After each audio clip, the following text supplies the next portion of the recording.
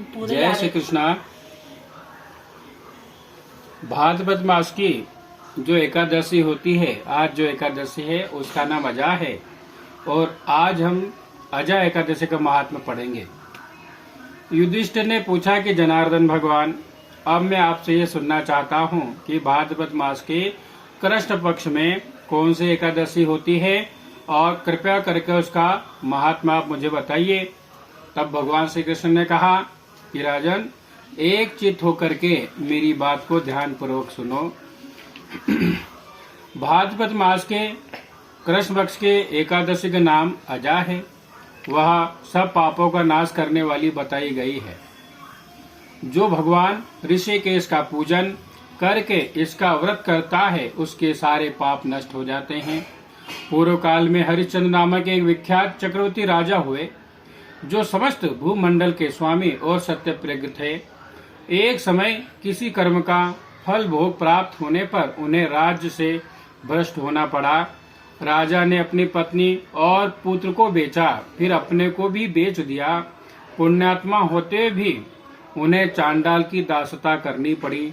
वे मुर्दों का कफन लिया करते थे और इतने पर भी नरश्रेष्ठ हरिश्चंद्र सत्य से विचलित नहीं हुए। इस प्रकार चांडाल की दासता करके उनके अनेक वर्ष व्यतीत हो गए। इससे राजा को बड़ी चिंता हुई और वे अत्यंत दुखी होकर सोचने लगे, क्या करूं, कहां जाऊं, कैसे मेरा उद्धार होगा। इस प्रकार चिंता करते करते वे शोक के समुद्र में डूब गए। राजा को आतुर जानकर कोई मुनि उनके पास आए। वे महर्षि गौतम थे।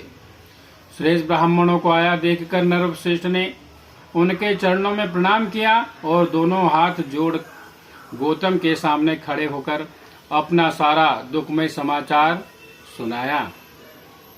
राजा की बात सुनकर गौतम ने कहा कि राजन, भादो मास के कृष्ण पक्ष में अत्यंत कल्याणमयी अजा नाम की एकादशी आ रही है जो पुण्य प्रदान करने वाली है। इसका व्रत करो, इससे पाप का अंत होगा। तुम्हारे भाग्य से आज के 7वें दिन एकादशी है। उस दिन उपवास करके रात में जागरण करना। ऐसा कहकर महर्षि गौतम अंतर्ध्यान हो गए। मुनि की बात सुनकर राजा हरिश्चंद्र ने उस उत्तम व्रत का अनुष्ठान किया और उस व्रत के प्रभाव से राजा सारे दुखों से पार हो गए। उन्हें पत्नी का सन्निधान और पुत्र का जीवन मिल गया। आकाश में दुदुम्बियां बज उठी, देवलोक से फूलों की वर्षा होने लगी।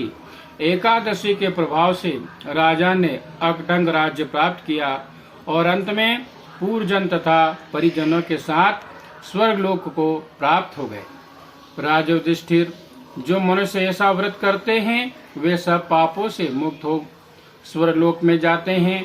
इसके पढ़ने और सुनने से अश्वमेध यज्ञ का फल प्राप्त होता है। जय श्री कृष्ण।